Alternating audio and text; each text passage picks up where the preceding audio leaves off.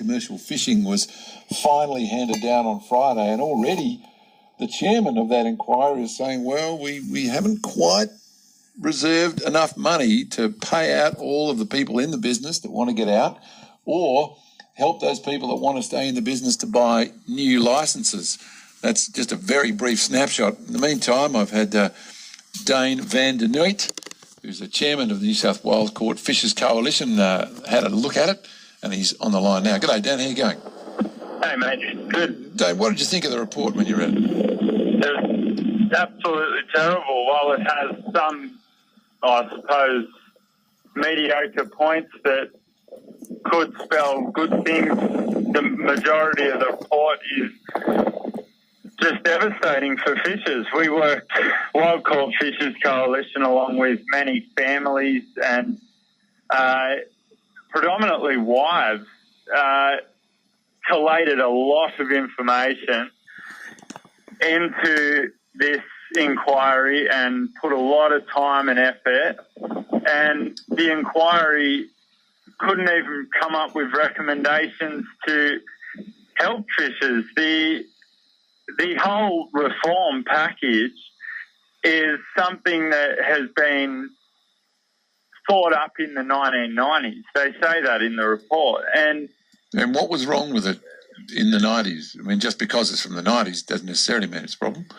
Okay, so in the 90s, they tried to introduce catch shares through the Fisheries Management Act, and only 2 fisheries ended up going down that path. Now, at that time, there was a lot more fishermen around in the multiple thousands of fishermen, and a lot less restrictions and a lot less regulation on our fishing methods. Now, since then, we've lost thousands of square kilometres of access, we've lost thousands of fishermen, and we've lost 33 lakes, rivers and estuaries, including a lot in your area, to recreational-only fishing havens. So seafood consumers have had a massive hit over the past 2 decades. And isn't that reasonable to do that, though, in the face of dwindling fish stocks? Well, who says they're dwindling? Would you say that's not true? What the catches are the same as they've always been? We've got really good catches in New South Wales. The biggest issue we have is access, and also being able to get that continuity of supply with the limited number of fishes we have left. And now they're trying to remove more. Every fishery in New South Wales complies with the Environmental Protection and Biodiversity Conservation Act. All of them have fishery management strategies, which are all underpinned by environmental impact assessments. So we've got all the data there, and prior to 2012, I believe it was, we had quite good research, and then this government came in and closed down Cronulla, and we've lost a lot of our science, a lot of our research. The Nature Conservation Council said in their evidence that the report is much smaller with the fish stock status now. So there's all these issues, and now they're reforming a very small industry, 1,000 left. We already import 87% of our seafood, and we're going to lose more access. Seafood consumers are going to lose more access to seafood. And so what are you saying? You got to catch it yourself because you won't be able to get it in the fish store? That's what the government's saying. They're essentially saying if you want to eat seafood, go and catch it yourself or eat imported product. So you would disagree with scientific assessments that say that we are losing fish stocks in various species and there should be just unfettered access from the commercial fishing? No one's ever said unfettered. our industry is very heavily regulated as it is. We have regions. We have a cap on the amount of licenses. We are governed by climate, by Mother Nature. Okay, if it's not... It determines what we catch. Fair enough. If it's not unfettered access, what do you think is a more reasonable response?